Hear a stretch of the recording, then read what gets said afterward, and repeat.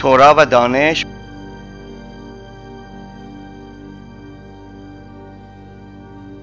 بخش دوم، دلیل علمی که تورا الهی است. قسمت دوم سخنرانی را شروع می کنیم و راه‌های زیادی وجود دارند که یهودیت و تورا را بررسی کنیم و ثابت کنیم که هرگز هیچ وقت نمی توانسته این را انسان داده باشد. هیچ انسانی به هیچ وجه، حتی همه انسان‌ها با همه تکنولوژی که امروز داریم، تمام انسان‌ها که تا امروز زندگی کردند، عقل همه آنها را با هم جمع کنیم، نمی توانند حتی یک بخش از تورا را بنویسند. حتی یکی. هیچ شخصی هر چقدر هم که باهوش باشد نمی تواند که پیش بینی کند که 1000 یا 2000 سال آینده چه اتفاقی خواهد افتاد. هیچ کسی در آفرینش نمی تواند کاملا طبیعت را کنترل کند. هیچ کس. شما شخصی را می شناسید که تمام انواع حیوانات که تا حالا زندگی کرده اند را بشناسد؟ آشکار است که همچین قدرتی را نداریم. می بینیم جزئیات بعضی از چیزهایی که در تورا آمده جای هیچ شکی نمی گذارد که هرگز انسان نمی توانست آن را نوشته باشد. اولین راه بررسی تورا از طریق نسل به نسل دادن توراست. دومین راه جهش‌های مساوی عددی که در تورا است. داخل متن تورا رمزها پنهان شده‌اند. کمترین جهش‌ها، تکرار می‌کنم، کمترین جهش‌های مساوی حروف را نویسنده در زمان خود 3326 سال پیش این کلمات را گذاشته و این کلمات در دوران ما صدق می‌کنند. رهبران زمان ما، رویدادهایی که ما الان داریم، وقایع حال حاضر در تورا پیدا می‌شوند.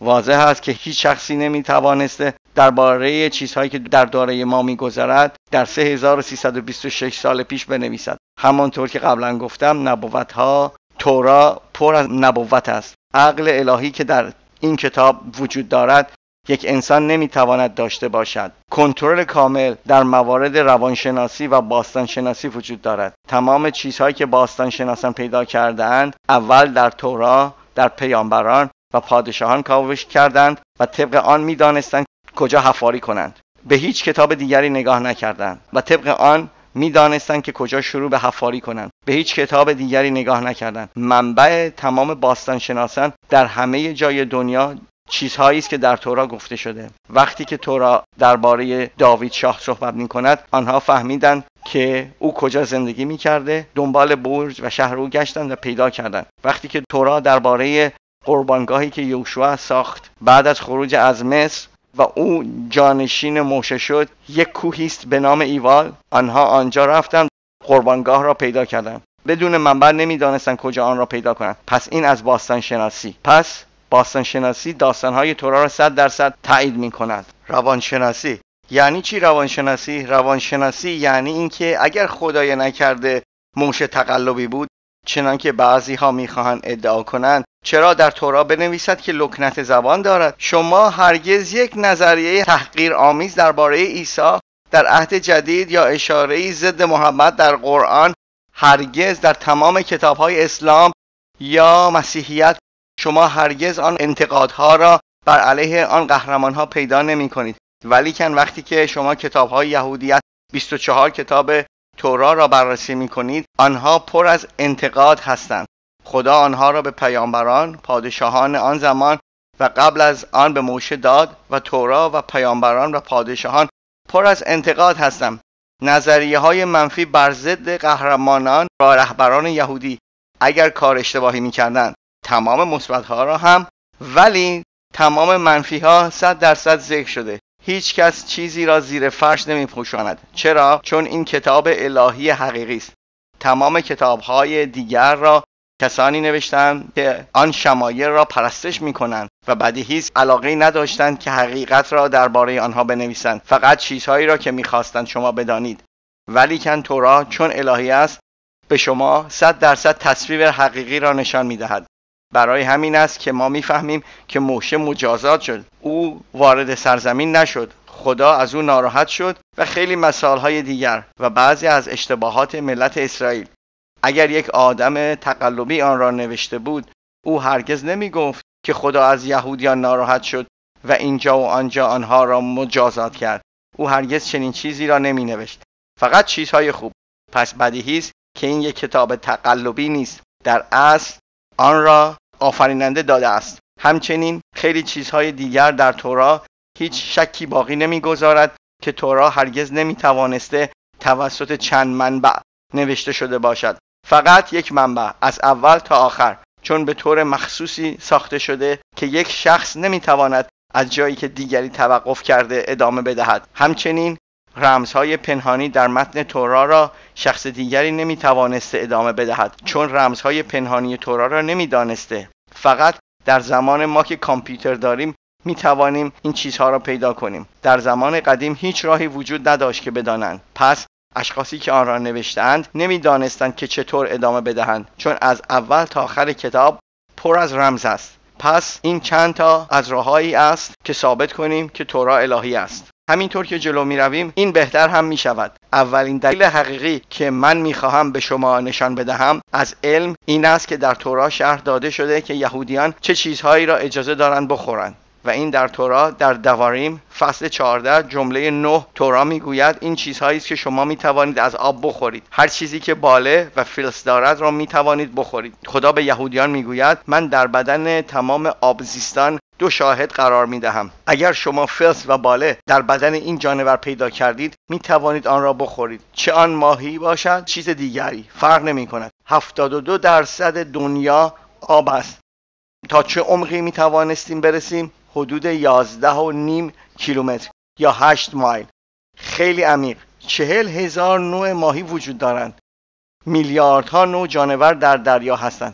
وقتی که تورات داده شد بیشتر از نصف آنها هنوز وجود نداشتند. چرا؟ چون با هم اقدام شدند و جانوران جدید تولید کردند. به طور مصنوعی دانشمندان در همه دنیا جانوران مختلف را با هم ممزوج می‌کنند به دلایل مختلف برای به وجود آوردن جانوران جدید. آنها که وجود دارند همه جزو گفته تورات هستند برای یهودیان. در هر نسل تورات برای شما و بچه‌های شماست تا آخر. تورات میگوید تا ابد چیزی که میخوایی بخوری باید 2 علامت داشته باشد، باله و فلس. این قسمت کتبی این فرمان است. در مورد تورات شفاهی چه؟ وقتی که وارد تورات شفاهی میشویم در میشنا اینها به صورت گروهی داده شدن. میشنایوت در بخش نیدا در فصل 6 میشنای 9 اینطور میگوید هر چیزی که فلس دارد حتما باله هم دارد. تکرار میکنم هر چیزی که در دنیا پیدا میکنید از حالا تا آخر این دنیای مادی، اگر شما فلس پیدا کردید که اگر با خراش دادن میافتد در همان بدن، من به شما قول میدهم که باله هم دارید. مطمئناً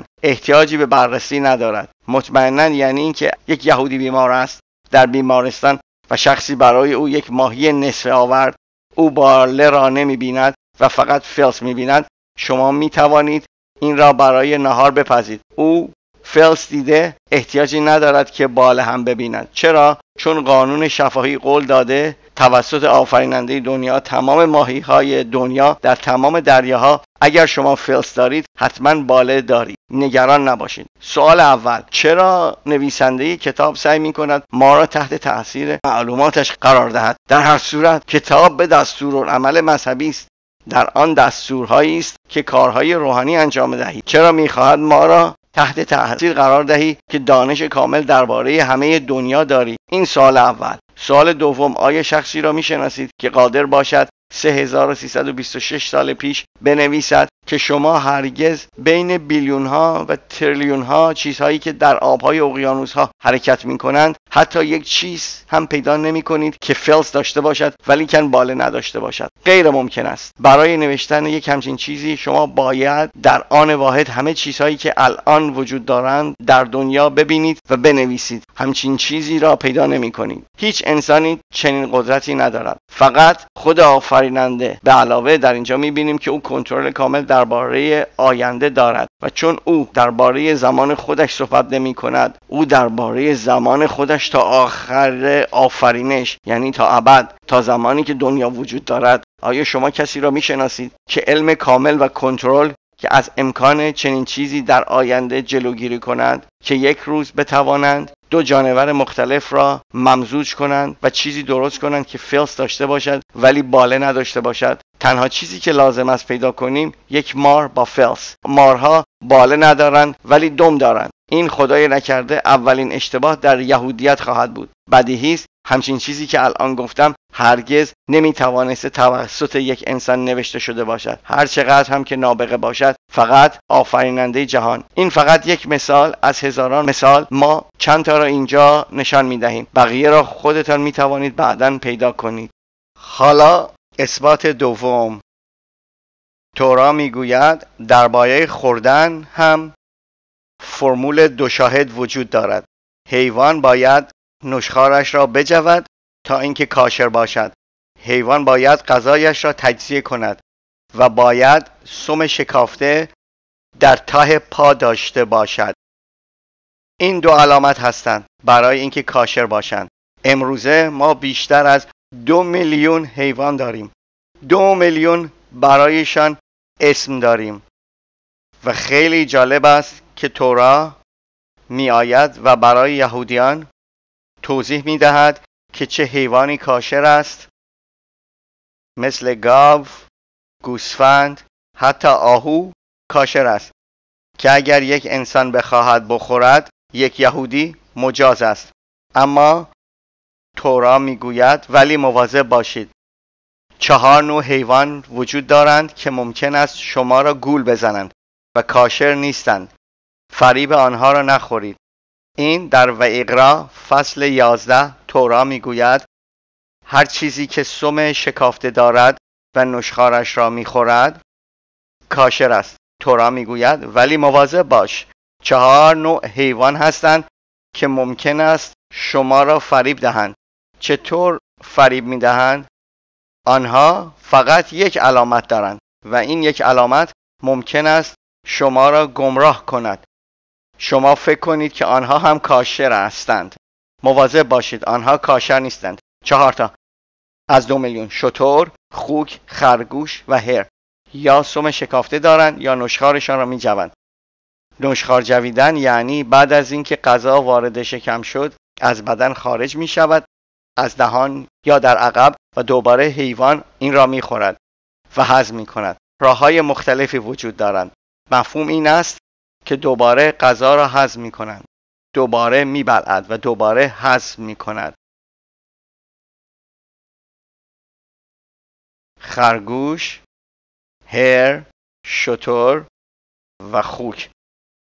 فقط کافی است یک نفر، یک دانشمند یا هر کسی 5مین نوع حیوان بیاورد، یک چیزی از یک جایی بیاورد و بگوید این حیوان را پیدا کردم که این هم فقط یک علامت دارد، ولیکن این حیوان در تورا ذکر نشده. پس بیشتر از 4 تا وجود دارد ولی تورا گفته فقط 4. چه اتفاقی برای خدا افتاد؟ او نمیداند که چی آفریده است. او آینده را نمیبیند. تورا میگوید او 100% آینده را کنترل میکند. در این صورت ما باید اعتراف کنیم که این اولین اشتباه در تورا است. فراموش نکنید که 3326 سال است که همه دارند دنبال این حیوان میگردند. شما فکر میکنید میتوانند پیدا کنند؟ جواب این است که مطلقاً نه. چرا؟ چون تورا الهی است. خدا آن را داده و او میداند که چی توی این دنیا گذشته. ما باید اعتراف کنیم که هیچ انسانی حتی امروزه با تکنولوژی امروزه نمیتواند نام 2 میلیون حیوان مختلف و ساخت درونی و بیرونی آنها را بداند و همه آنها را به طور همزمان ببیند چطور با هم ممزوج می شوند و چیزهای جدیدی تولید می کنند و قول بدهد که 4 تا خواهد بود و نه بیشتر. بدیهی است که این معلومات الهی است و نه معلومات بشری. ادامه می دهیم، می رویم سر مثال بعدی و حالا می رویم سر ستاره شناسی. همانطور که گفتم تورا اثباتهای زیادی دارد که ما استفاده می کنیم و این هم یکی از مثال هاست. تورا می گوید درباره زمین صحبت می کند. جهان ما جهان گرد است، در فضا معلق است، بدون پایه دور مرکز می چرخد با سرعت 1700 کیلومتر در ساعت و مقدار کمی به اندازه 28 درجه به یک طرف معطوف است و ما یکی از 9 ستاره در منظومه شمسی در راه شیری هستیم. این اطلاعاتی است که ما از علوم داریم و بدیهی است که تورات درباره آن صحبت می‌کند. ولیکن من می‌خواهم حالا یک قسمتی از زحر، از کبالا، قسمت عرفانی یهودیت را نشان دهم. همانطور که زحر خیلی از اکتشافاتی را که ما فقط در 500 سال پیش پیدا کرده ایم را شرح می‌دهد. ولیکن به خاطر داشته باشید که این 2000 سال پیش نوشته شده بود و اما 3326 سال پیش در کوه سینا جزء قسمت از کل تورات به موشه داده شده. زحر میگوید تمام دنیا دور میچرخد مثل یک توپ. تا 500 سال پیش همه بحث میکردند که آیا شکل زمین مسطح است، گرد است، شکل دیگر دارد. هیچ کس 100% مطمئن نبود. وقتی کلمبوس مسافرت معروف خود را کرد بر همان بندر به پایان رسید، همه بحث‌ها خاتمه یافتند. 500 سال پیش بود که مردم فهمیدند که دنیا گرد است. زحر 1500 سال پیش از کلمبوس بود و زحر میگوید تمام دنیا گرد است و مانند یک توپ و حرکت آن گرد است. دو اکتشاف بزرگ، نه تنها که گرد است، مانند کره حرکت هم میکند، با اینکه اینجا ما نمیتوانیم ببینیم. بدیهی است که یک انسان نمیتوانسته همچین چیزی را در آن زمان بداند. پس ما داریم میچرخیم. سومین اکتشاف که در کبالا در زحر پیدا میکنیم این که انسان‌ها در جاهای مختلف کره زندگی می‌کنند، یکی این طرف دنیا و دیگری طرف دیگر، و همه آنها در شکل، صورت، رنگ متفاوت هستند بنابر آب و هوای هر کدام از این قاره‌ها که در آن زندگی می‌کنند. بسیار جالب است. ولی فقط حدود 100 سال پیش در شروع قرن گذشته دانشمندان فهمیدند که ژن اشخاص تحت تأثیر آب و هوای منطقه قرار دارد. پس اگر ژن شما به طرف روشن و یا طرف تیره می رود، همه بستگی به محل زندگی شما دارد. پس از صدها سال روشن کم کم تیره می شود و همینطور برعکس. پس این توضیح می دهد که چرا بعضی از قسمت های دنیا مردم سیاه پوست هستند و در جاهای دیگر مردم بلند و چشم آبی و سیاه پوست، و تنها ملتی که شبیه همه هستند یهودی ها هستند. یهودی چینی هست، یهودی سیاه پوست هست، یهودی بور هست، یهودی تیره هست، یهودی هایی هستند که شکل اروپایی ها هستند. همه نوع یهودی هستند، چون یهودی ها تنها ملتی هستند که از یک مکان به جای دیگر منتقل شدند، فرار از کشتارها و مشکلات هایشان. همه در کشورهای مختلف زندگی می کنند. در 2000 سال گذشته بعد از نابودی معبد مقدس دوم یک مکان برای زندگی نداشتند. پس زحر میگوید ژن‌ها تحت تأثیر هوایی که تنفس میکنیم قرار میگیرند. امروزه این یک حقیقت علمی است. چهارمین، همه اینها در یک صفحه زحر آمدند. میگوید باید بدانید وقتی نور است در یک طرف کره، در طرف دیگر تاریکی است.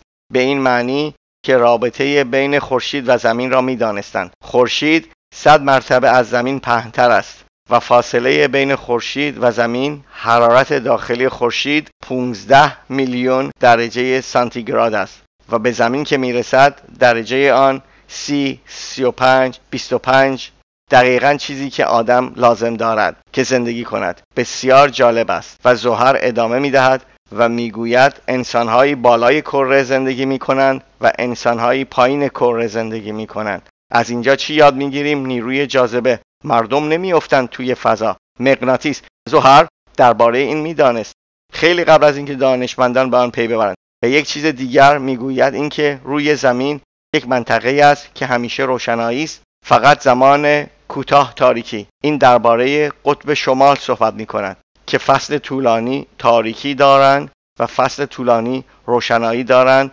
ولی حتی وقتی که روشنایی است یک زمان کوتاهی تاریکی وجود دارد و دوباره روشنایی. حالا به یاد داشته باشید این اولین بار که کسی در تاریخ به قطب شمال رسید سال 1908، 100 سال پیش. فقط این حدود 2000 سال پیش نوشته شده، حدود 1900 سال قبل از اینکه انسان پای روی قطب شمال بگذارد. او چطور میدانست؟ یک انسان هرگز نمیتوانسته این همه قبل سال در یک کتاب بنویسد. پس همه این اطلاعات هستند که برای ما هیچ جای شکی نمیگذارم که انسان نمیتوانسته این را بنویسد، فقط آفریننده دنیا میتوانسته این اطلاعات را بدهد و یهودیان هرگز ادعا نمی کنند که خودشان این را کشف کردند و یا دانشمندان عالی دارند. نه، آنها اذعان دارند که همه اینها در کوه سینا از خداوند دریافت کردند و خودشان کشف نکردند، فقط اینکه ما اینها را داریم و از نسلی به نسل دیگر واگذار میکنیم. مثال بعدی از کتاب تلمود براخوت صفحه 32 که درباره تعداد ستاره ها در دنیا صحبت می کند. همانطور که می دانیم تا سال 1608 که گالیلو گالیلی با تلسکوپش که 6 فوت پهنا داشت تمام دنیا فکر می کردند که بین 6 تا 8 هزار ستاره در تمام دنیا وجود دارد. واضح است که بیشتر از آن نمی توانستیم ببینیم. پس مردم اینطور فکر می کردند.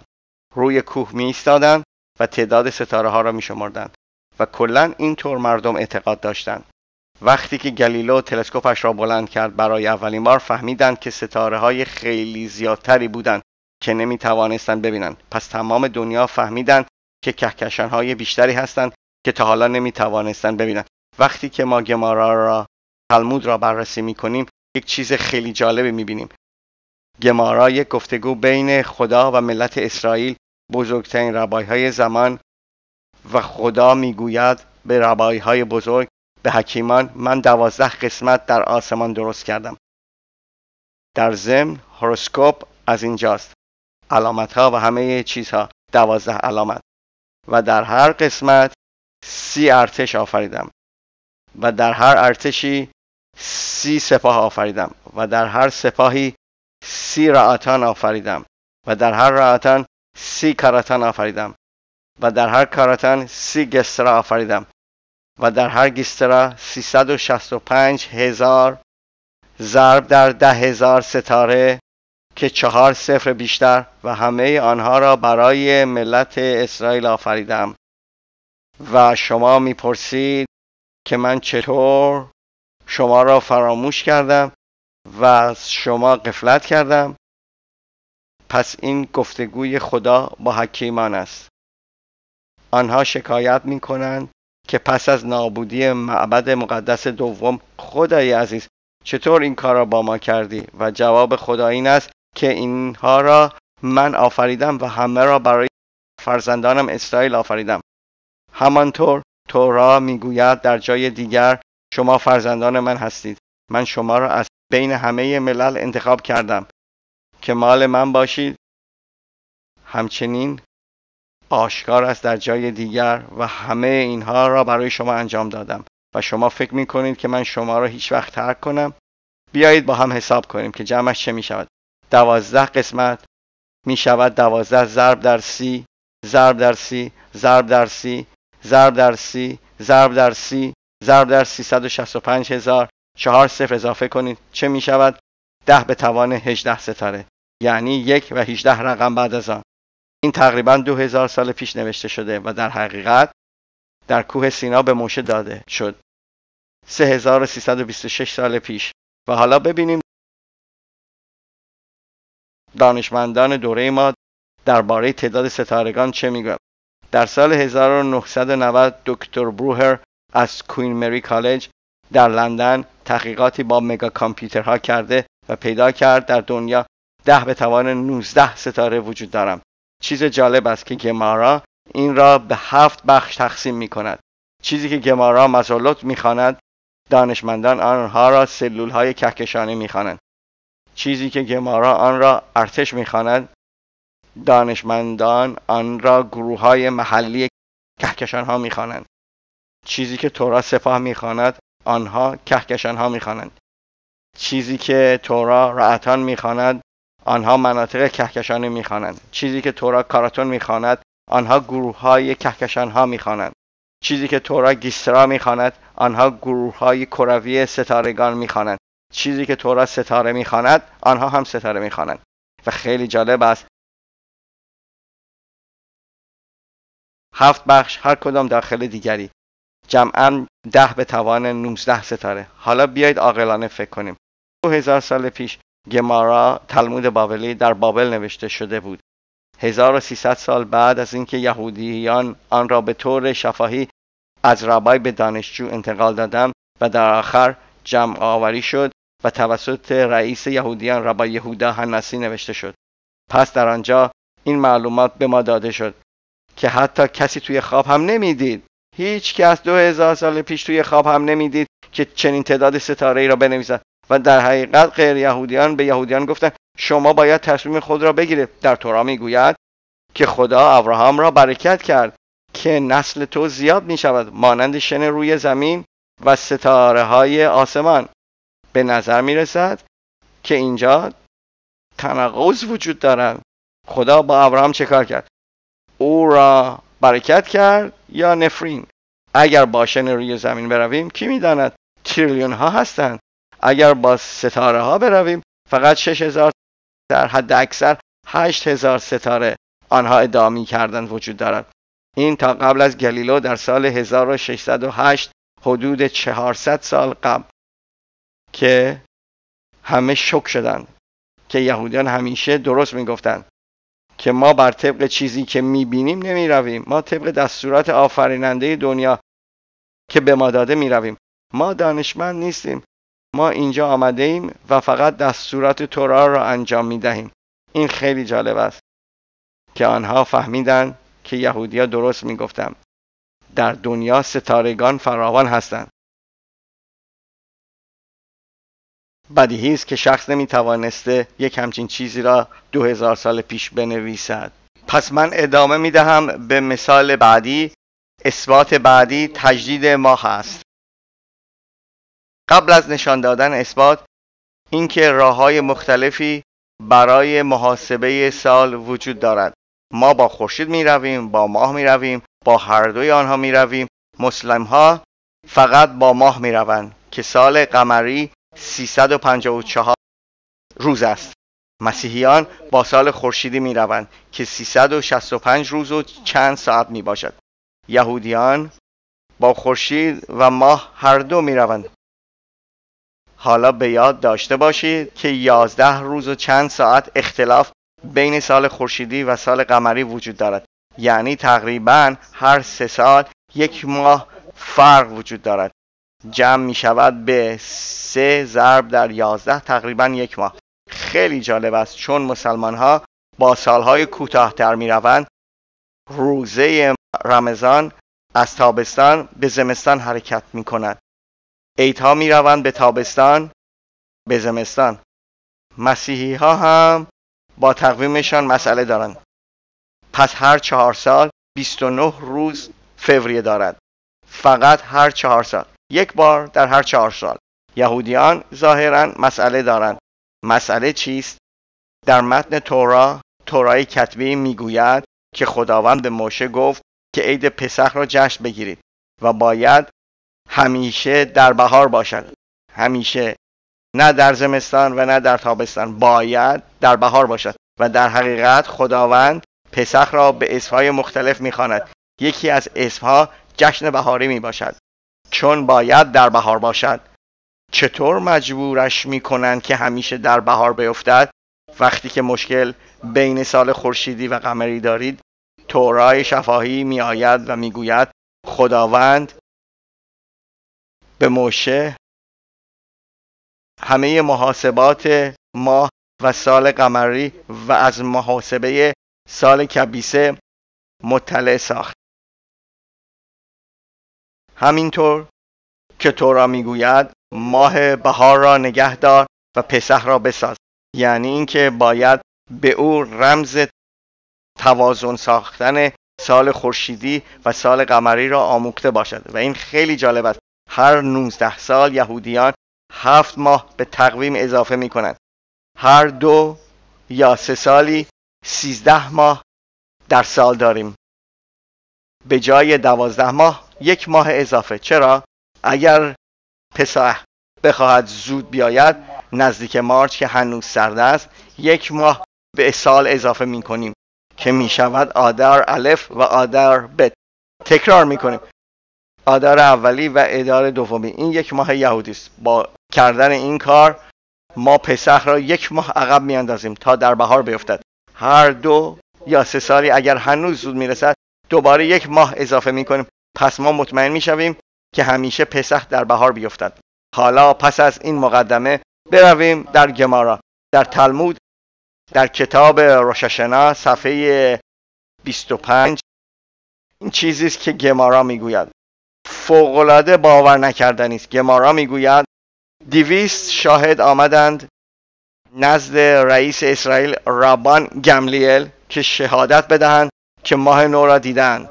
حالا به یاد داشته باشید که در آن زمان تقویم وجود نداشت. امروز تقویم داریم. به لطف نوه هیلل رئیس اسرائیل که حدود 1700 سال پیش زندگی میکرد تا امروز این تقویم نابغه را استفاده میکنیم. ولی قبل از آن تورا میگوید 2 شاهد میآیند به دادگاه یهودی. آنها میدانستند که تقریبا کی زمان ماه نو است، یعنی شروع ماه نو در یهودیت، و فقط شاهدان میگفتند که ما الان ماه نو را دیدیم و دادگاه اعلام میکرد که آن روز اول ماه است و به طور دستی میشمردند. پس میفهمیدند تاریخ اعیاد کی است. خیلی جالب است که 200 شاهد 1 روز ابری آمدند نزد رئیس اسرائیل ربان گملیل. او در دادگاه نشسته بود و منتظر بودند و آنها به او گفتند که الان زمان ماه نو است. او به آنها گفت خیلی متاسف هستم، همه شما اشتباه میکنید. با اینکه او در ساختمان نشسته بود و آنها از بیرون آمده بودند. پس آنها از او پرسیدند چطور می شود که همه ما اشتباه کنیم؟ پس به آنها گفت ما محاسبه‌ای داریم که نسل به نسل از 1300 سال پیش از زمان موشه به ما رسیده. آن چیست؟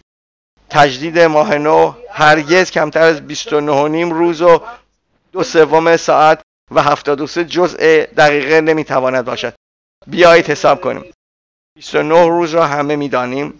نیم روز 12 ساعت، 2/3 ساعت 40 دقیقه است و 73 جزء دقیقه. بعد از محاسبه میرسیم به عدد 29 ممیز 530 59. این محاسبه تورا است. حالا بیایید بررسی کنیم دنیای علم درباره کمترین زمان دوره ماه با تحقیقات و محاسباتشان چه میگوید. بیایید ببینیم.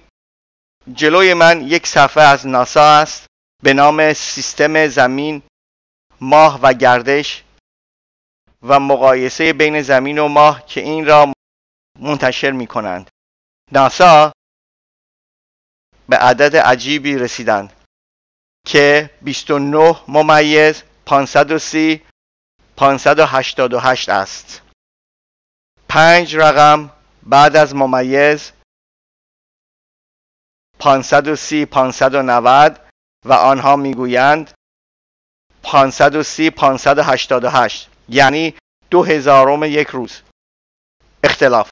1 روز را بگیرید و به 10,000 بخش قسمت کنید و 2 قسمت را بردارید. این است اختلاف بین تورا و ناسا. حالا ناسا با ماهواره و هزاران کارمند با میلیاردها دلار باجت طی سالها به یک محاسبه فوق‌العاده رسیدند که خیلی نزدیک است به عدد دقیق تورا در دوران اولیه بدون تکنولوژی، بدون ماهواره، بدون مگا کامپیوتر، بدون راهی برای اندازه‌گیری حرکت ستاره ها، تورا این عدد را به عنوان یک هدیه داده است. همین است. کی این را به ما گفته؟ آفریننده ماه. آلمانی ها در سال 1965 در برلین این عدد را تصحیح کرده و آنها نزدیکتر به عدد تورا شدند. در محاسبه 1 عدد آوردند که اختلاف آن 1/10,000 روز تقسیم به 10,000 بکنید و یکی از آن را بیرون بیاورید. آن اختلاف بین تورا و پژوهش آلمانی است. سوال این است که آیا شما فکر می‌کنید که کوچکترین احتمال 2000 یا در حقیقت 3326 سال پیش وقتی که ما تورا را دریافت کردیم منشأ که از آن می‌آید، آیا کسی حتی توی خواب هم می‌دید که یک عدد بنویسد که 6 رقم بعد از ممیز داشته باشد؟ 30 یا 40 سال پیش ماشین حساب وجود نداشت. کی میتوانست همچین فوق‌العاده‌ای را با عددی به این دقت بدون تکنولوژی امروزه بداند؟ آیا شما فکر میکنید یک انسان میتوانست یک همچین چیزی را جواب این است که مطلقاً نه، همه اینها اطلاعات الهی هستند. ادامه میدهم به اثبات بعدی که درباره خورشید صحبت می کند. میدانیم که حرارت مرکزی خورشید 15 میلیون درجه سانتیگراد است. کم کم که به لبه خورشید نزدیک می شویم، حرارت آن به 2 میلیون درجه سانتیگراد می افتد و خورشید یک پوسته مثل پرتقال دارد. داخل پوسته خورشید حرارت 2 میلیون درجه سانتیگراد است. در خارج از پوسته فقط 6000 درجه سانتیگراد است. یک کاهش عظیم و این خیلی جالب است چون فاصله بین مرکز خورشید تا سطح خورشید خیلی بیشتر است از فاصله بین داخل پوسته و خارج پوسته. تمام تشعشعات را پوسته جذب می کند تا زمین را از سوختن محافظت نماید. این خیلی جالب است. پس وقتی تورا را بررسی می کنیم، در تورا میدراش، تورای شفاهی می گوید که خورشید جلد دارد که در بخش ششم برشیت ربا نمایان شده و میدراش درباره یک جمله از تهیلیم کتاب داوود شاه بخش 19 جمله 5 که میگوید خداوند خورشید را در داخل یک جلد گذاشته. در تورا میگوید که این جلد ما را از سوختن محافظت میکند. حالا به خاطر داشته باشید که ما وقتی به خورشید نگاه میکنیم هیچ راهی برای دیدن جلد خورشید وجود ندارد. به شکل یک کره آتش است. هیچ کسی نمیتواند جلدی ببیند. امروزه با تکنولوژی میتوانیم این را تشخیص بدهیم. دکتر ویدال دانشمند ستاره شناس در یک سازمان انگلیسی در کتابش ارتش آسمان می نویسد که آن لایه که خورشید را احاطه کرده اند تمام تشعشعاتی را که از مرکز خورشید می آید را جذب می کند. این را ما جلد می خوانیم. اگر این تشعشعات به زمین برسد، حتی اگر برای یک ثانیه، همه جا را بلافاصله می سوزاند. پس خیلی جالب است چون امروز می دانیم که یک جلد پوسته وجود دارد. سوال این است که کی می توانسته این را 3000 سال پیش، حدود 3000 سال پیش یک همچین چیزی را در یک کتاب بنویسد مگر اینکه از خود آفریننده دریافت کرده باشد. می رویم سر اثبات بعدی. در زمان معبد مقدس اول بود و معبد مقدس دوم. بعد از اینکه بابلی ها معبد مقدس اول را نابود کردند در حدود 2600 سال پیش و بین معبد مقدس اول و دوم 70 سال فاصله بود و معبد مقدس دوم را ساختند که 420 سال بعد نابود شد. پس کلاً مدت 900 سال با 70 سال وقفه بین دو معبد مقدس پس از خرابی معبد مقدس دوم حدود 2000 سال پیش. حالا کهن بزرگ، کهنها، یهودیانی که کهن خوانده میشوند از نسل اهرون هستند. اهرون برادر موشه است و خداوند او را برکت کرد که کهن بزرگ باشد، خادم در مقدس‌ترین مکان روی زمین که معبد مقدس روی کوه موریا که نزدیک دیوار مغربی کتل معراوی در یروشلیم است. و تنها راهی که کهن بزرگ میتواند وارد معبد مقدس شود این است که روحانی پاک باشد. اینجا درباره تمیز یا کثیف صحبت نمی کنیم، درباره روحانی پاک صحبت می کنیم. کهنهای پاک و کهنهای ناپاک وجود دارند. چطور یک کهن ناپاک می شود؟ با لمس کردن بدن مرده. اینها همه چیزهای روحانی و عرفانی هستند. اگر کهن یک مرده را لمس کند او بلافاصله ناپاک می شود. او را چطور پاک می کنند؟ با گرفتن و ذبح کردن یک گاو قرمز. یعنی معنی گاو قرمز چیست؟ یک گاو که کاملا قرمز است، بدون هیچ موی سیاه، بدون موی قهوه‌ای، بدون موی سفید، فقط قرمز. چند تا گاو قرمز در تاریخ داشته ایم؟ 9 تا. و تورا به ما گفته است که کلا ما 10 گاو قرمز خواهیم داشت. پس منتظر یکی آخری هستیم. امیدواریم وقتی که معبد مقدس سوم بازسازی شد، طبق نبوت پیغمبران آخرین گاو قرمز را خواهیم داشت، ولی تا حالا 9 تا ذبح شدند. بعد از ذبح کردن و سوزاندن گاو قرمز، خاکستر آن را با آب چشمه مخصوص در یروشلم مخلوط می‌کنند و آن را روی کاهن بزرگ و کهن‌ها می‌پاشند و آنها پاک می‌شوند و این قانون است. حالا تورا چند قانون درباره گاو قرمز می‌دهد. من این را برای اثبات اینکه این را هرگز نمی‌توانست انسان داده باشد استفاده می‌کنم. تورا می‌گوید چطور می‌دانید که این گاو کاشر است یا نه؟ اول مطمئن شوید که هیچ موی به غیر از قرمز ندارد. دوم اینکه کافی نیست که گاو قرمز باشد، باید گاو قرمزی باشد که هیچ کس از آن برای کار استفاده نکرده باشد و باری پشت آن نگذاشته باشد. اگر کسی گاو قرمزی در مزرعه‌اش دارد و یک کیسه آرد پشت آن گاو قرمز بگذارد، این گاو قابل استفاده نخواهد بود، منسوخ شده است. از کجا می‌دانیم؟ هیچ راهی برای دانستن وجود ندارد. پس تورا یک سوال می‌کند: آیا یک یهودی اجازه دارد یک گاو قرمز از یک یهودی غیر مذهبی و یا از یک غیر یهودی که هیچ فهمی درباره گاو قرمز ندارد بخرد؟ فقط او یک گاو قرمز دارد و می‌خواهد به یهودیان بفروشد. آیا می‌توانیم به حرف او اتکا کنیم که این گاو هرگز استفاده نشده؟ چون او اهمیت آن گاو را نمی‌داند. ممکن است قبلا استفاده کرده و وقتی که می‌فهمد که اجازه ندارید استفاده کنید، وقتی بار روی پشت آن بوده، حقیقت را به شما نگوید. چون اختلاف بین یک گاو معمولی و یک گاو قرمز ممکن است میلیون‌ها دلار در زمان ما باشد. پس جواب تورا این است که البته بله، می‌توانید از او بخرید. راه‌هایی وجود دارد که بفهمید. 2 شاهد، 2 علامت.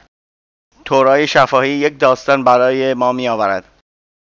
تورا می گوید غیر یهودی یک روزی یک گاو قرمز داشت و درک کرد که این یک چیز خیلی مهمی است، که او خیلی شانس آورده. از همسایه‌اش پرسید و به او گفتند که یهودی ها هر مبلغی برای این می پردازند. وقتی که بالاخره یهودیان موافقت کردند که بخرم، او قیمت معمولی را 4 سکه طلا است به 1000 سکه طلا بالا برد و خزانه داری معبد مقدس پول را فراهم کردند. چون گاو قرمز را لازم داشتم، به او گفتند فردا صبح ما با یک کیسه 1000 سکه طلا می آوریم و این گاو را از شما می خریم. مطمئن شوید که این برای ما آماده است. غیر یهودی نمیخواست به آنها چیزی را که میخواهند بدهد. پس او رفت یک کیسه بزرگ روی گاو گذاشت و گفت گاو را با آنها میفروشم، ولی نمیخواهم که گاو را به آن صورت که دلخواه آنها است داشته باشند. وقتی که یهودیان صبح آمدند و 1000 سکه طلا را روی میز ریختند و او باورش نمیشد اینقدر سکه طلا ببیند، گاو قرمز را بیرون آورد و یهودیان گفتند قبل از اینکه به پول دست بزنی ما میخواهیم گاو را معاینه کنیم. یک ربای را به چشمهای گاو نگاه کرد و ربای دیگر به گردن گاو با ذره‌بین نگاه کرد. دنبال چی میگشت؟ غیر یهودی نمیدانست چه کار میکنند و بعد از 1 دقیقه ربایها به او گفتند خیلی متاسف هستیم، معامله وجود ندارد، قرارداد باطل است. غیر یهودی گفت چی شد؟ ربایها گفتند از دیروز تا امروز تو بار روی این گاو گذاشته ای.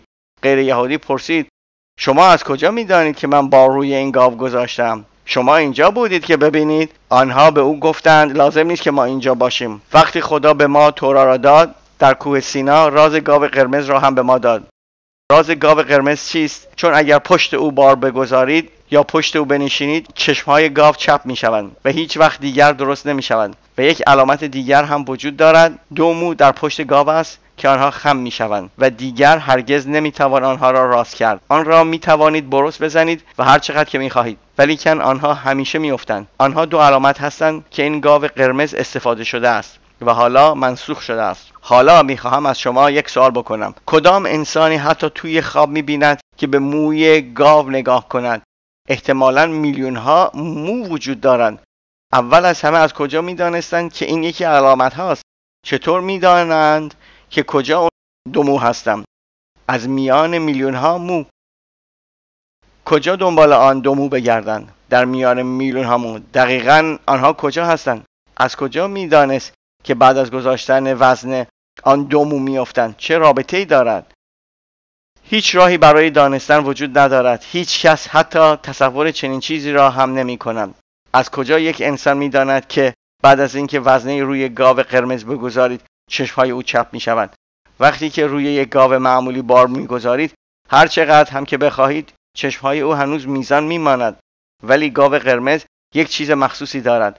تنها راهی که میتوان دانست این است که این اطلاعات را از آفریننده گاوها، آفریننده دنیا گرفته باشد.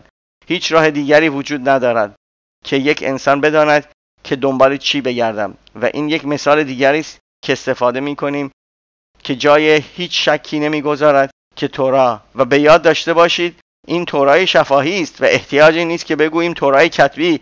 تورای شفاهی درباره این صحبت میکند که هرگز نمیتوانست توسط انسان داده شده باشد، و به هر حال آن غیر یهودی رفت و خود را به دار زد و خودکشی کرد بعد از اینکه دید که چه چیزی داشت و از دست داد.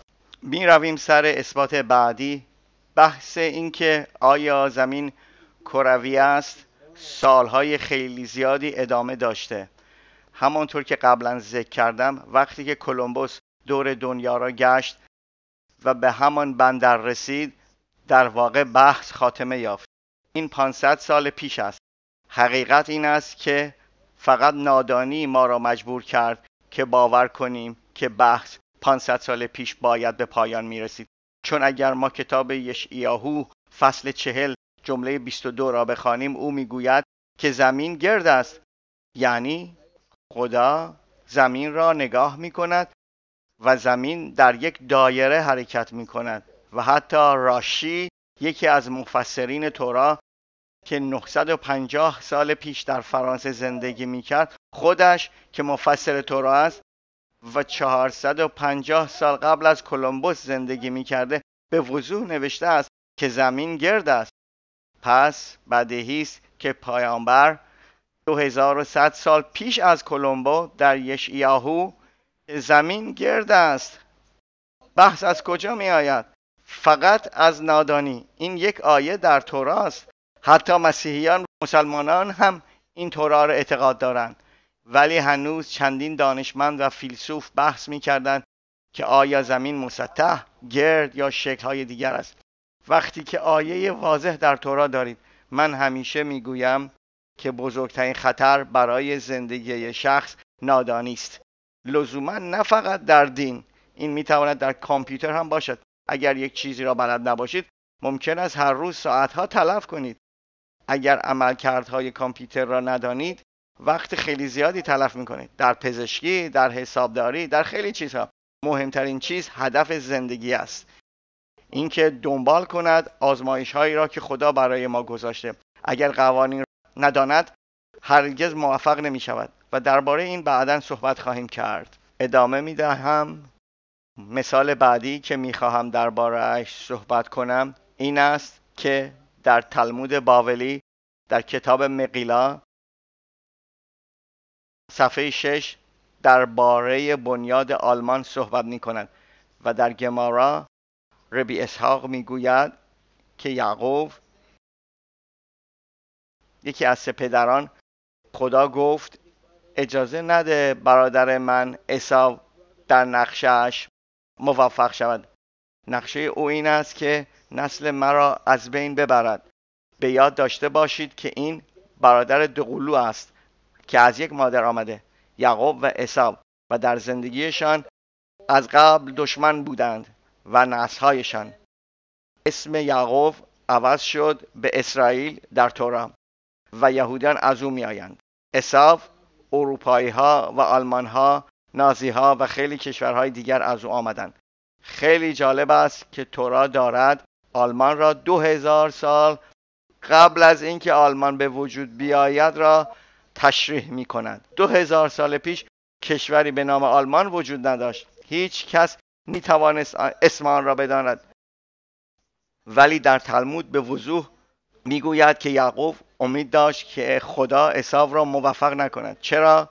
برای اینکه نسل او ملت اسرائیل را صدمه میزنند و گمارا میگوید که این آلمان ادوم است. ادوم عیسی است و اگر موفق شوند تمام دنیا را از بین میبرند. و گمارا میگوید باید بدانید که در این کشور آلمان ادوم 300 قبیله وجود دارند. این 2000 سال پیش بوده و فقط 200 سال پیش تقریبا شخصی به نام بیسمارک همه قبیله های باربر در آلمان را با هم متحد کرد و فدراسیون آلمان را تشکیل داد. بعد از اینکه این کار را کرد، سالهای بعد این آلمان شد. چطور آلمان را درست کرد؟ از کدام قبایل؟ باوری، شلزیا، وستفالیا، همه این قبیله ها را با هم متحد کرد و اگر شما دانشنامه را باز کنید، لغت آلمان شگفت زده می شوید. به وضوح نقل قول دانشنامه عبری، ولی همه دانشنامه ها کپی یکی از دیگری است. آلمان 300 قبیله داشته که همه با هم متحد می شوند تشکیل یک کشور بدهند. خیلی جالب است. در دانشنامه عبری در صفحه 432 است. آلمان را می توانید از منابع دیگر چک کنید. سوالی که من دارم این است که کی می توانست بداند که یک کشور از این اصاف از تورا در می آید و اسم آن آلمان خواهد بود. خاطر داشته باشید که موقعی که نوشته شد آلمانی وجود نداشت. هیچ کس آن اسم را نمی دانست. کی می توانست حتی خوابش را ببیند که آلمان از ترکیب 300 قبیله به وجود آید؟ شما فکر می کنید یک انسان، یک شخص، یک نفر نابغه، شما فکر می کنید او می توانست 1800 سال پیش قبل از به وجود آمدن آلمان همچین اطلاعاتی را داشته باشد؟ از کجا این اطلاعات را گرفته؟ جواب این است که اینها همه اطلاعات الهی هستند و آفریننده دنیا این را به ما داده. و دیگر اینکه در صحبت از آلمان در یک مصاحبه با آدولف هیتلر خودش این را باز نقل قول از دانشنامه عبری در کلمه یهود ستیزی صفحه 513 با هیتلر مصاحبه کردند. در گفتگو با براشلینگ و هیتلر میگوید بله ما بربر هستیم و این افتخار ماست که بربر باشیم. من نوع بشر را از بندهای روحانی و از شکنجه های نفرت انگیز، این تصورات که خود آگاهی و اصول اخلاقی خوانده می شوند، 2 نقص یهودیت به زندگی آورد، یکی در بدن و یکی در روح. در بدن ختنه و در روح خود آگاهی. همه اینها اختراع یهودیان است. جنگ در این دنیا بین ما و آنهاست، آلمان ها و یهودیان، و همه چیز دیگر همگی خیالات است.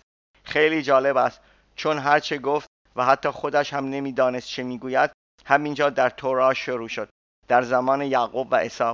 اگر چند بخش اول را بخوانید شرح میدهد که آنجا شروع شد. نسل عیسی راهی را که پدرشان میخواست انجام دهد را ادامه دادند و تورا نام آلمان را به ما داد. آیا ممکن است که این اطلاعات از انسان آمده باشد؟ البته که نه. در مورد هولوکاست در تورا بسیاری همین سوال را میپرسند. خدا کجا بود در هولوکاست؟ سوال خوبی است، ولی متاسفانه این سوال از نادانی است. چرا نادانی؟ اگر تورا ذکری از هولوکاست نمیکرد آن وقت من درک میکردم، ولی چون تورا 3250 سال قبل هولوکاست را توصیف میکند قبل از شروعش، این سوال از کجا می آید؟ تورا میگوید زمانی که یهودیان با همه غیر یهودیان ادغام شدند که برای یهودیان ممنوع است، خدا به آنها این اجازه را نداده. شبات را ترک میکنند، عهد را ترک میکنند، کلاهشان را برمیدارند، مثل غیر یهودیان رفتار میکنند، دین را فراموش میکنند و بدیهی است خیلی مشکلات دیگر که داشتیم. یک زمانی خواهد بود که من چشمانم را میبندم، مثل اینکه اینجا نیستم. چرا؟ چون یهودیان جرأت دارند بپرسند خدا کجاست. بهشان نشان میدهم که خدا کجاست. من آنجا نخواهم بود. جلوی چشمانم را میگیرم که شکنجه هایشان را نبینم. شما ممکن است بپرسید خب از کجا میدانیم که اینجا درباره هولوکاست صحبت میکند؟ یهودیان قتل عام و مشکلات خیلی زیاد دیگری داشتند. نابودی معبد مقدس اول، معبد مقدس دوم، میلیون ها یهودی کشته شدند. نه فقط در 70 سال پیش. از کجا میدانیم که درباره هولوکاست صحبت میکنیم؟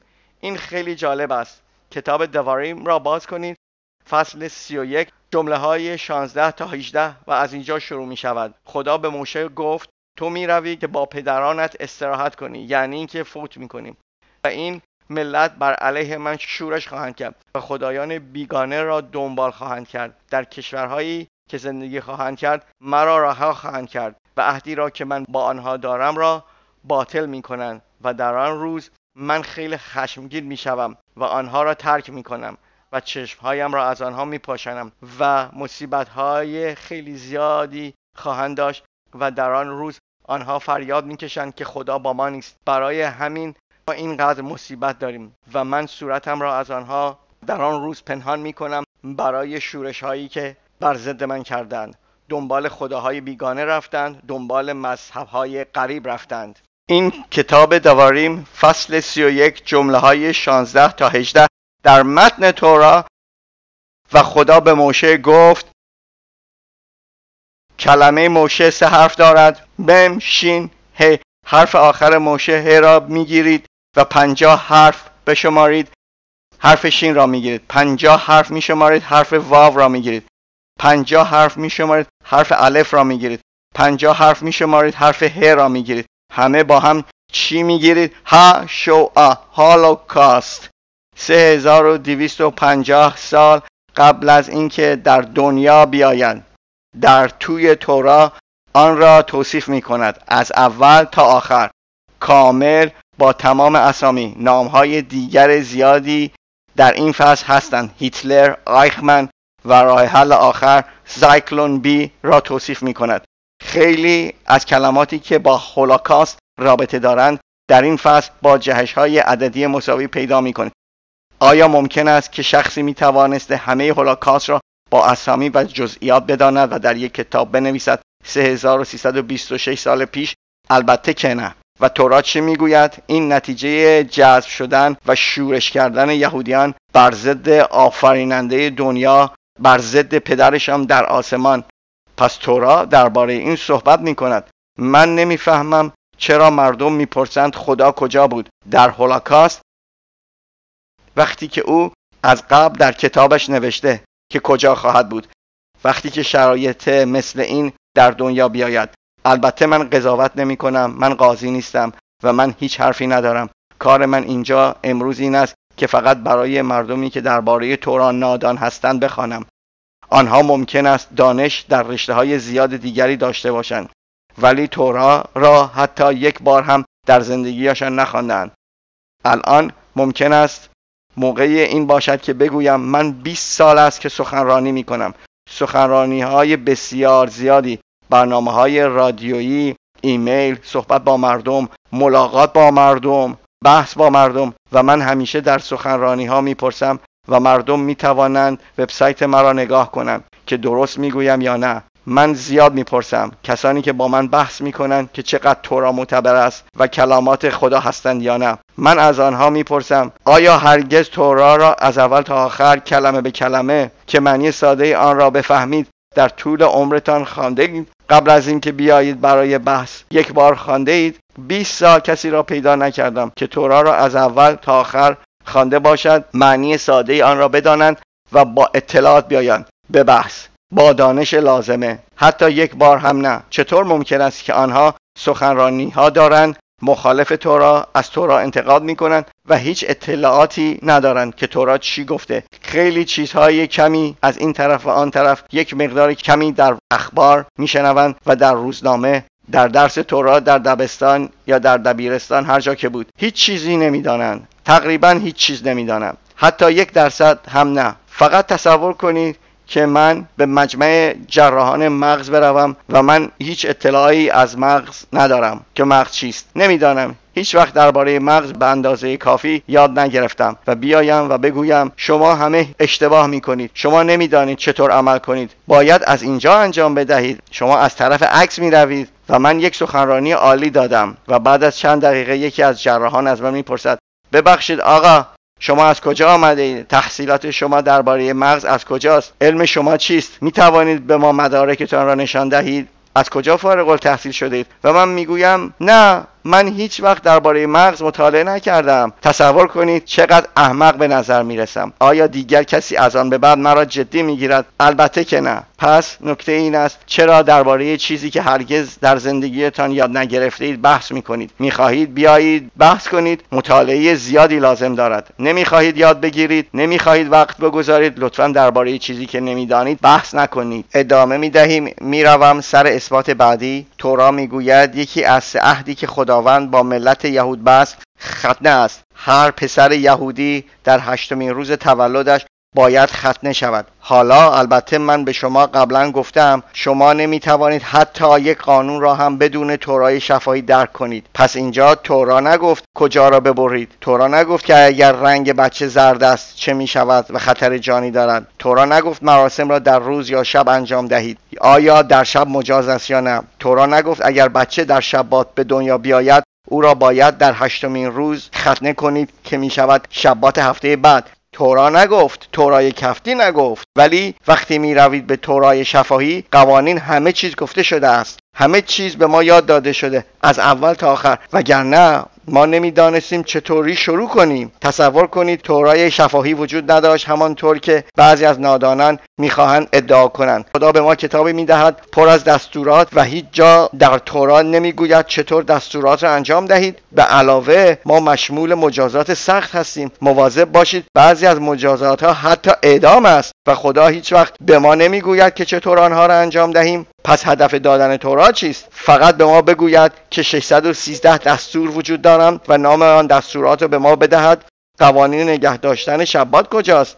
قوانین ساختن تفیلن سر کجاست؟ کجا بگذارید؟ از چه حیوانی بسازید؟ توی آن چه بنویسید؟ چه چیزی آن را کاشر می کند؟ چه چیزهایی آن را غیر کاشر می کند؟ دستورالعمل ها کجاست؟ چه وسایلی برای ختنه بچه به کار برد و چطور؟ هیچ کجا در تورا بدیهی است که اطلاعاتی وجود دارند که جداگانه ظاهر می شوند و در ضمن اگر داخل متن تورا را بخوانید میگوید اینها توراها هستند، جمع که من توی دستهای موشه در کوه سینا گذاشتم. نه تورا، یک تورا، توراها، حداقل دو. همچنین در جای دیگر در تورا میگوید خداوند به موشه گفت درباره قربانی ها صحبت می کند و به او میگوید همانطوری که من به تو نشان دادم در روی کوه، ولی کن توصیف نمی کند که چی به او نشان داد. موشه میدانست و خدا به او گفت همانطور که در کوه نشان دادم، ولی به او یک تصویری نشان داد که چطور انجام دهد. ولیکن این در تورای کتبی نیامده است. این خیلی جالب است، چون اگر تورای شفاهی وجود نداشت، وقتی که موشه از کوه پایین آمد و تورا را برای آنها آورد، آنها میگویند ببخشید موشه، خب شما به ما گفتید که نوزادان ما ختنه کنیم ولی نمیدانیم که چطور انجام بدهیم. توضیح نمیدهد که چطور انجام دهیم و موشه به آنها میگوید فقط طبق تورای کتبی انجام بدهید. کلمه اورلا این تیکه است که باید در ختنه کردن برداریم تا موقعی که موشه به آنها شفاهی گفت که کجای بدن است تا آن زمان ترجمه نشده. پس یک شخص ممکن است فکر کند این اورلا است، شخص بعدی فکر می کند اورلا اینجا توی مو است، شخص دیگر میگوید که اینجا نوک بینی است، کس دیگر میگوید نه این یعنی باید ناخن‌ها را بچینید. هیچ کس بدون قوانین شفاهی نمیداند که اورلا کجاست. هیچ کس نمیداند که چطور ببرد. کسی نمیداند که بعد از بریدن باید چه کار کرد و مثالهای دیگر. پس همانطور که شما به وضوح میبینید 99.99% یهودیت قوانین شفاهی است که به موشه داده شده و فوراً در تمام قوم منتشر شد. موشه قوانین را یکی پس از دیگری به آنها یاد میداد، چطور انجام بدهند، چی انجام دهد، چه کار نکنند، چی برای مردها است، چی در رابطه با خانوها است، اگر شما رئیس هستید کارمند دارید چه می شود و خیلی مثالهای دیگر. پس تورا میگوید تو باید هر نوزاد مذکری را در 8 روزگی ختنه کنی با دنبال کردن قوانین شفاهی. یک چیز بسیار جالب میبینیم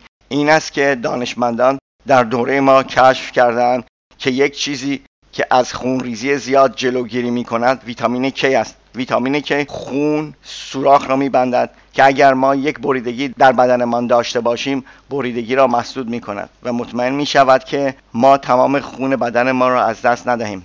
بدیهی است که این یک خطر جانی است. اولین سوالی که ما باید از خودمان بپرسیم چی می شود اگر ما یک بالون را بگیریم و 5 لیتر خون در آن بریزیم و یک سوزن خیلی خیلی تیز بگیریم و یک سوراخ در ته این بالون بکنیم؟ چه اتفاق برای خونها می افتد؟ همه روی زمین می ریزند. همه آن نیروی جاذبه زمین همه خونها را به زمین میکشد. اگر ما یک بالون را اینطور نگه داریم همه چیز میریزند روی زمین، ولیکن اگر ما یک سوراخی ته پای خود بکنیم همه خون بدن روی زمین نمیریزند، چون میداند که وظیفه من الان این است که سوراخ را مسدود کنم و مطمئن شوم که جان این شخص را نجات دهم. آیا این اتفاقی است؟ البته که نه. همه برنامه ریزی شدند، ولی علاوه بر برنامه ریزی شدن اینجا یک چیز خیلی جالب میبینیم. دانشمندان میزان ویتامین K نوزاد را بعد از تولد بررسی کردند. در روز اول درصد کمی، روز بعد یک کمی بیشتر، هر روز چند درصد بیشتر در میزان ویتامین K در بدن، تا اینکه میرسیم به روز 8. خیلی جالب است. بالاخره مقدار ویتامین K به حد کافی میرسد که بتوان مراسم ختنه را روی نوزاد انجام داد. اما یک چیز خیلی جالب در روز 8 اتفاق میافتد. وقتی که هنوز بعد از 8 روز شخص 100 درصد ویتامین K در بدنش برای بقیه عمرش خواهد داشت، در روز 8 او 10 درصد هم اضافی ویتامین K دارد. 110 درصد ویتامین K در بدن انسان. یک روز در تمام عمر یک شخص که 10 درصد ویتامین K زیادی دارد. این روز 8 است و اینها دانشمندان غیر مذهبی هستند، بدون هیچ دینی. من نمیدانم که حتی آنها یهودی هستند یا نه، ولیکن از اسمشان به نظر میرسد که نباشند. 100 درصد ویتامین K. شما یک کسی را میشناسید که 3326 سال پیش رفتار ویتامین K در تمام عمر شخص میدانست؟ این چیزی است که ما فقط 20 سال گذشته کشف کرده ایم. حقیقتا دقیق که باشیم در نیویورک منتشر شد در سال 1953، پس بیش از 50 سال پیش. فقط همین. و میگوید تا 8 روزگی به اندازه کافی ویتامین K بعد از 8 روز موادی که مسدود میکنند 100 درصد باقی میمانند برای تمام مدت زندگی شخص. ولیکن در روز 8 یک افزایش فوق‌العاده در ویتامین K به 110 درصد داریم. فقط یک روز در تمام زندگی شخص. بسیار جالب است. باورش سخت است. میدانید منظورم این است که وقتی که مردم اینقدر اثبات‌های خیلی زیاد را می‌بینند و هنوز شک دارند که آیا این تورا را شخص داده یا آفریننده دنیا، بعضی مواقع به نظر می‌رسد که این فقط یک بهانه است. سعی کردن اجتناب از حقیقت، چون حقیقت مرا مجبور می‌کند که عاداتم و خواسته‌هایم را عوض کنم و با غریزه بدم بجنگم.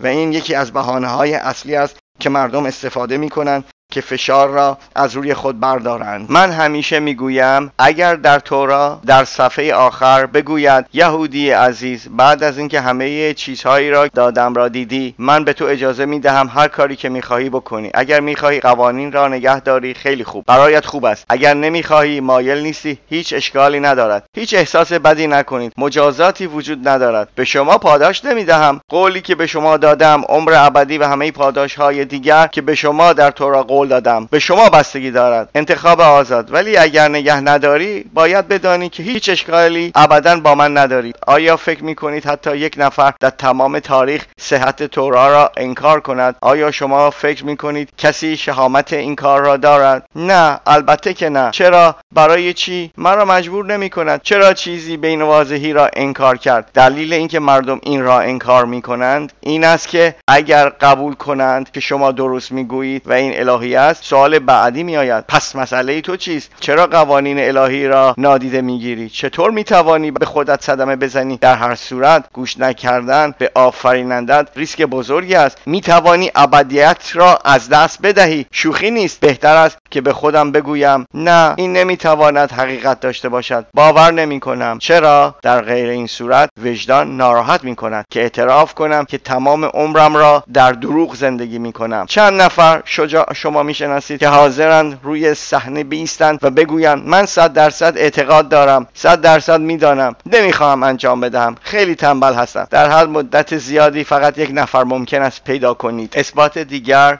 دیوار غربی کتل معراوی است. تورا قول داده که دیوار غربی کتل معراوی هرگز فرو نمیریزد، هرگز نابود نمی شود. برای آنهایی که تاریخ را میدانند معبد مقدس 2 بار نابود شد. معبد مقدس اول و معبد مقدس دوم با 4 دیوار که مثل دیوار غربی امروزه مشاهده می شود احاطه شده بودند. وقتی که بابلون ها معبد مقدس را نابود کردند 3 تا از دیوارها را از بین بردند ولی دیوار غربی را رها کردند. وقتی که رومی ها 2000 سال پیش آمدند معبد مقدس را از بین ببرند آنها 3 دیوار را از بین بردند ولی دیوار غربی را رها کردند. ما بین بابلونی ها و رومی ها امپراتوری یونان آمدند و معبد مقدس را سوزاندند، روغن را ناپاک کردند. جشن هانوکا از این واقع است و آنها دیوار غربی را از بین نبردند. در 2000 سال گذشته سلجوقیان، فاطمیان، مسلمان ها، ارمنی ها، بسیار زیادی پارس ها، امپراتوری های متعدد و مملکت ها در واقع این منطقه را اشغال کردند. هیچ کدام از آنها دیوار غربی را از بین نبردند. در یروشلم یک زلزله بزرگ آمد که همه ساختمان ها از بین رفتند ولی دیوار غربی هنوز ایستاده است.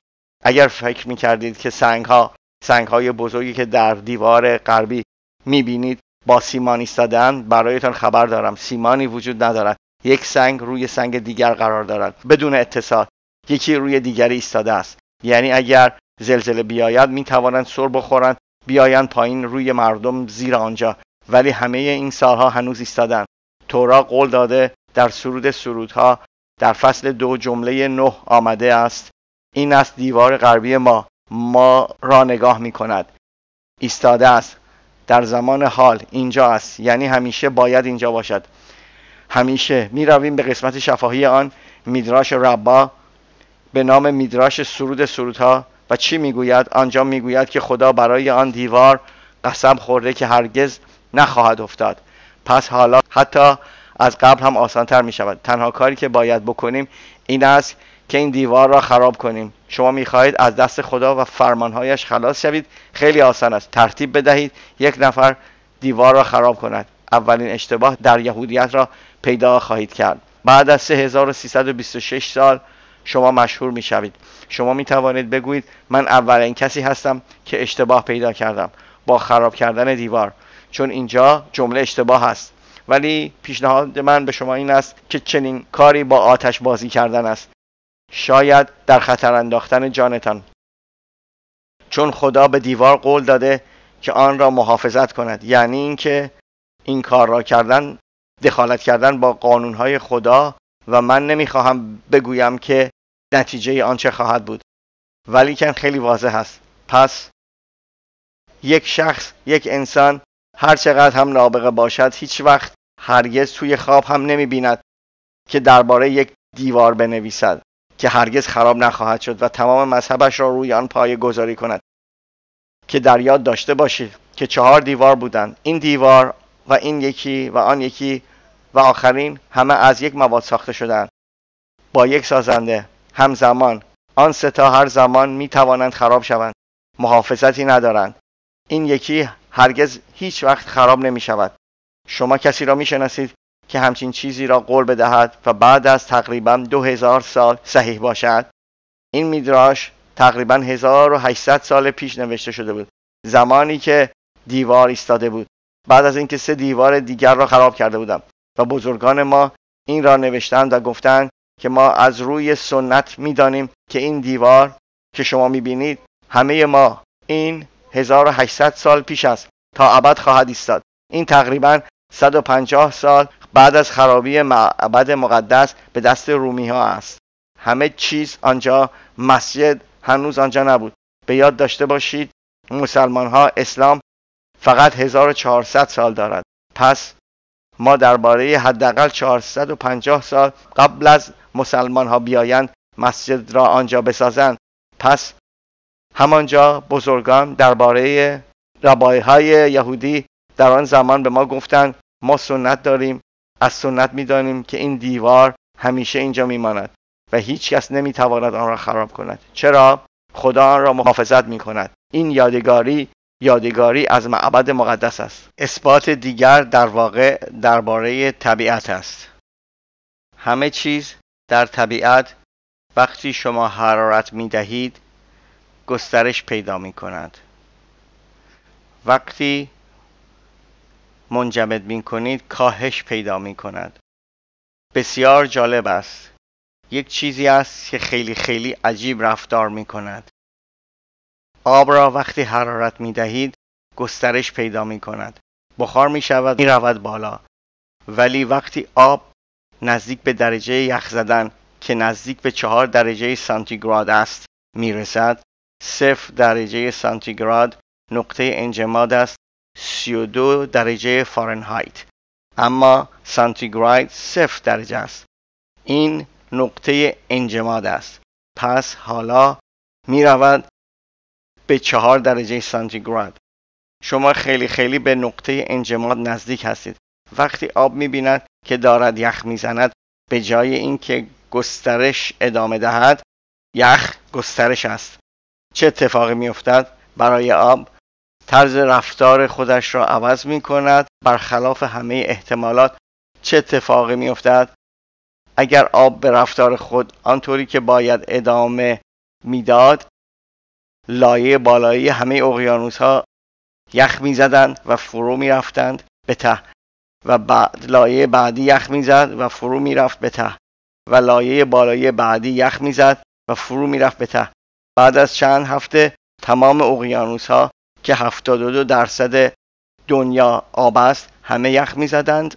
یک تکه یخ جامد.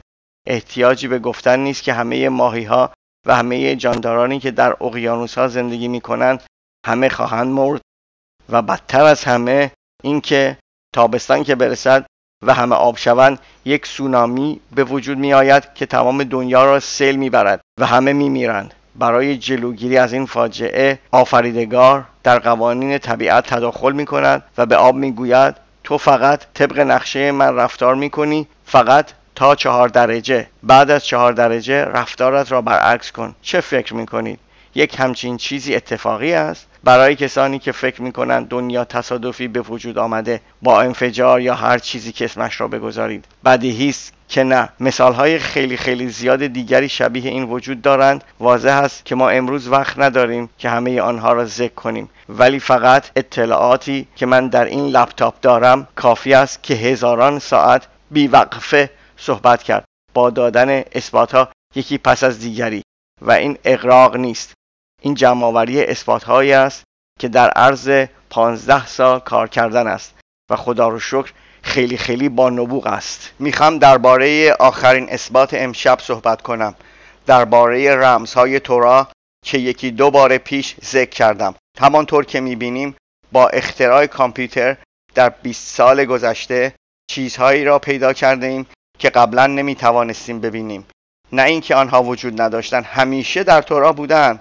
ما فقط نمیدانستیم که دنبال چی بگردیم و چطور پیدا کنیم. تواناییش را نداشتیم. اختراع کامپیوتر یک میانبر حقیقی است. چیزی که در 1 ثانیه انجام میدهد 100 سال برای ما طول میکشد که انجام دهیم بدون کامپیوتر. خیلی سال پیش رابی وایز مندل از اروپا درست قبل از هولوکاست حافظه عالی داشت و در کتاب خروج دید که اطلاعاتی درباره رامبام که یکی از ربای‌های خیلی بزرگ بود، یکی از بزرگترین ربای‌ها که در 1000 سال گذشته زندگی می‌کردند. او در اسپانیا زندگی می‌کرد و پس از مدتی به مصر فرار کرد. در مصر او دکتر مخصوص پادشاه مصر شد و کتابی به نام میشنه تورا نوشت. توضیح قوانین شفاهی و تمام 613 قوانین را کتاب او با 613 قوانین شروع می شوند. توضیح می دهد که معنی آنها و مقصود هر فرمانی را و اطلاعات دیگر. این یک اطلاعاتی درباره رامبام که او بین 800 تا 900 سال پیش در مصر زندگی می کرد. پس وقتی ما تورا را بررسی می کنیم اطلاعاتی درباره رامبام پیدا می کنیم. هیچ اشتباهی نکنید. تورا تقریباً 2400 سال قبل از اینکه حتی رامبام به دنیا بیاید داده شده بود. پس چطور تورا می‌داند که به ما اطلاعات بدهد درباره یک ربای که 2400 سال بعد به دنیا میآید؟ آیا ممکن است یک شخص بتواند اطلاعاتی درباره ما 2 یا 3000 سال پیش نوشته باشد؟ بدیهی است که نه. اجازه بدهید به اثبات توجه کنیم. تورا میگوید، خدا به موشه میگوید ناراحت نباش، فرعون به حرفهای تو گوش نمیدهد و او ملت من اسرائیل را از مصر آزاد نمی کند. من قلب او را سخت می کنم که کله شق باشد و رها نکند. چرا؟ چون من می خواهم همچنان معجزاتی در مصر انجام بدهم که همه دست خدا را ببینند و بفهمند که شما بچه های من هستید و من این معجزات را برای شما ملت یهود انجام می دهم. این در فصل بو در شروع کتاب خروج مشاهده می شود و خیلی جالب است. اول ما کلمه موشه را می بینیم که اینجا ذکر شده. اسم رامبام موشه بود. او در مصر زندگی می کرد. پس کلمه مصرایم در این صفحه دیده می شود. مخفف اسم او ربای موشه بن میمون می شود. ربای رش موشه مم بن بت میمون مم رامبام. این اسم مستعار اوست. تنها وقتی که در تمام تورا 4 لغت پیدا می کنید که ما به این ترتیب درست رش مم بت مم را بدهد اینجا است. در فصل بو اینجا است. هیچ جای دیگر شما رش مم بت مم را به ترتیب درست ندارید. همچنین او دکتر قلب پادشاه مصر بود. پس اینجا داریم لو پرعو یعنی قلب فرعون که این یک اشاره دیگر است. همه چیزهایی که تا حالا گفتیم خیلی اشاره های زیبایی هستند ولی هنوز اثبات علمی نیست. از حالا به بعد 100% اثبات علمی است. چی است؟ وقتی که لغت موشه را میگیریم، لغت اول موشه که همان موسی است، در این فصل دور مم دایره میکشیم و 50 حرف میشماریم. حرف شین میرسیم. 50 حرف میشماریم به حرف نون میرسیم. 50 حرف میشماریم به حرف ه میرسیم. پس چی داریم؟ کلمه میشنه. اسم کتاب او چیست؟ میشنه تورا. 2 کلمه و 1 اسم. بعد میرویم پایین صفحه از کلمه اوتو یعنی او حرف تاو را دایره میکشیم. 50 حرف میشماریم میرسیم به واو. 50 حرف میشماریم میرسیم به رش. 50 حرف میشماریم میرسیم به ه. پس اینجا چی داریم؟ کلمه میشنه را داریم با 50 فاصله مساوی. میشنه مم شین نون ه. 50 50 50 50. بله و می رویم یک مقدار فاصله بیشتری از 50 که به زودی توضیح می دهیم که چرا. می رویم تا پایین صفحه می رسیم به کلمه تورا با فاصله های مساوی 50. ولیکن ما مسئله کوچک اینجا داریم. چرا از کلمه میشنه تا کلمه تورا که دومین کلمه همان اسم است همچنین فاصله بزرگی وجود دارد؟ این هم باید 50 بود. درست؟ اگر شما امروز در کامپیوتر اسم یک شخص و نام فامیل او را وارد کنید، کامپیوتر ممکن است آن اسم را با فاصله های عددی مساوی از اولین حرف اسمش تا آخرین حرف فامیلش را با فاصله های مساوی پیدا کند. چرا اینجا کلمه اول و دوم فاصله بزرگی وجود دارد؟ بین کلمه اول و دوم را بشمارید. دقیقاً 613 حرف وجود دارد. اجازه بدهید نتیجه گیری کنیم. 2400 سال قبل از تولد رامبام تورا به ما گفته است یک شخص به نام موشه خواهد بود، در مصر زندگی خواهد کرد. او دکتر قلب پادشاه مصر خواهد بود. اسم مستعار او رامبام رش مم بت مم خواهد بود. او کتابی به نام میشنه تورا را خواهد نوشت و موضوع کتاب 613 قوانین یهودیت، 613 فرمان. حالا شما چی میفرمایید؟ آیا ممکن است یک انسان این را نوشته باشد؟ واضح است که نه. و همانطور که در قبل گفتیم مثالهای متعدد و زیاد دیگری وجود دارند. خیلی رمزهای عددی زیادی وجود دارند. حالا هیچ اشتباه نکنید. خیلی متقلبان این دوره از نادانی مردم سوء استفاده میکنند. میخواهند ادعا کنند که کتابهای دیگر هم رمز دارند. من به شما اطمینان میدهم بعد از 15 سال بررسی و مطالعه آنها همه آنها بی‌معنی هستند. ما درباره رمزهای تصادفی که در هر کتابی اینجا و آنجا شانسی پیدا میشوند صحبت نمی کنیم. ما درباره کمترین فاصله مساوی صحبت می کنیم. مهم کلمه کمترین است. فاصله عددی. فرق بین کمترین فاصله و هر فاصله دیگر چیست؟ وقتی کتابی دارید که 305,000 حرف دارد، احتمال خیلی زیادی وجود دارد که شما بتوانید همه گونه اسمی با فاصله های 10,000 بین یک حرف و حرف بعدی 20,000 بین یک حرف و حرف بعدی پیدا کنید. این تصادفی است. وقتی ما در کامپیوتر وارد میکنیم و درخواست میکنیم که برای ما یک لغت پیدا کند، کامپیوتر ممکن است آن را 2 یا 3 بار با فاصله های مختلف در همین تورا پیدا کند. ما به هر فاصله علاقه نداریم، فقط کمترین، هرچه فاصله کمتر باشد و توی یک صفحه متمرکز میشوند، ما لغت‌های دیگری که مربوط به همان موضوع میشوند را وارد میکنیم. معمولاً تقریباً همیشه کامپیوتر آن لغت‌ها را در همان صفحه پیدا میکند و بهترین قسمت این است موضوع لغتی که وارد میکنیم در تورا در همان زمینه پیدا میکند. برای مثال کلمه ایدز را وارد میکنیم. این یک بیماری ناگوار است. در کجای تورا این را پیدا میکنیم؟ در فصل سدوم و گمورا که درباره همجنس بازی صحبت میکند. آیا این تصادفی است؟ البته که نه. این بیماری است که اکثرا به همجنس بازان اصابت میکند و میرود در فصلی که درباره این گناه صحبت میکند. بر طبق قوانین خداوند ممنوع می باشد. رابطه جنسی با همجنس گناه وحشتناکی می باشد. نه مثل امروز که دارند سعی می کنند آن را کاملا خوب عرضه دهند و بیایید انقدر بدوی نباشید. بر طبق بدوی یا امروزی بودن نمی رود. بر طبق قوانین آفریننده می رود و همه چیزهای دیگر در دست ما نیست. خداوند به ما فرموده چه چیزهایی مجاز هستند و چه چیزهایی مجاز نیستند. اگر او به ما اجازه نمی دهد مجاز نیست و همین. چه ما دوست داشته باشیم چه نداشته باشیم فرقی نمی کند. اول حقیقت می آید، بعد همه چیزهای دیگر. راحتی یکی از آخرین چیزهایی است که باید در نظر بگیریم. چی میل من است، چی راحتی من است، چقدر پول خرج آن می شود، همه اینها بعداً می آیند. اول حقیقت. سخنان خداوند چیست؟ او بهتر از من می داند که چی برای من خوب است.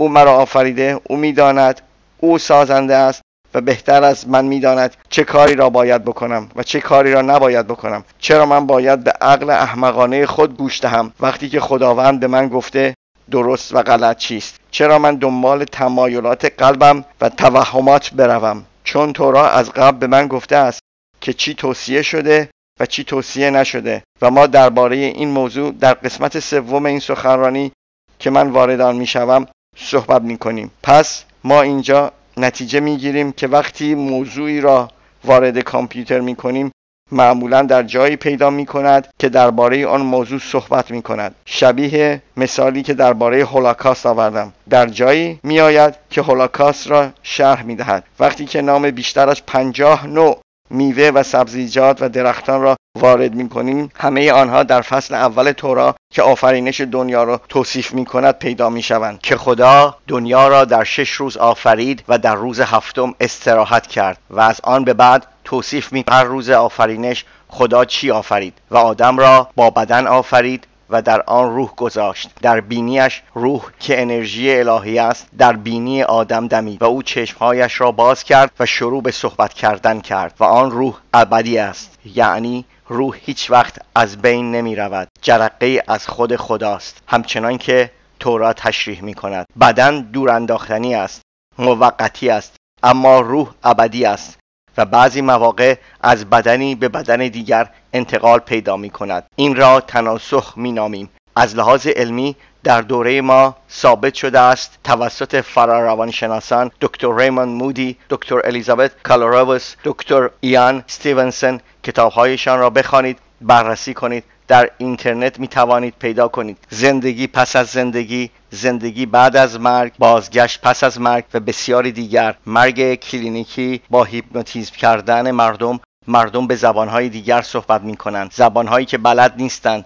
و طرز زندگی مختلفی را توصیف می کنند. بدنهایی با اسمهای دیگر، شخصیتهای متفاوت. این را واضح است که وقتش را ندارم. بروید به وبسایت من. یک سخنرانی کامل تقریباً 3 ساعت درباره تناسخ، مرگ کلینیکی، تجربه خارج از بدن، هیپنوتیزم مردم و خیلی مثالهای دیگر که علماً ثابت می کند که واقعاً زندگی در زمان مرگ شروع می شود. وقتی که روح از بدن خارج می شود، زندگی شخص شروع می شود. سوال این است که خداوند با او چه می کند و به زودی درباره آن صحبت خواهیم کرد. پس به خاطر داشته باشید گول متقلبان را نخورید که میگویند که این کتاب هم دارد و آن کتاب دارد. چون وقتی که این موضوع کشف شد 130 کتاب دیگر را بررسی کردند. در بین آنها قرآن، عهد جدید و کتاب‌های معروف متعدد دیگری مانند موبی دیک، جنگ و صلح و خیلی کتاب‌های داستانی معروف و در آنها رمزهای کافی به غیر از چند تا تصادفی پیدا نکردند. هیچ کسی در یک صفحه 10 یا 20 یا بیشتر از 30 کلمه مربوط به یک موضوع در همان صفحه درباره موضوع تورا پیدا نکردند. همگی مجموعه کامل.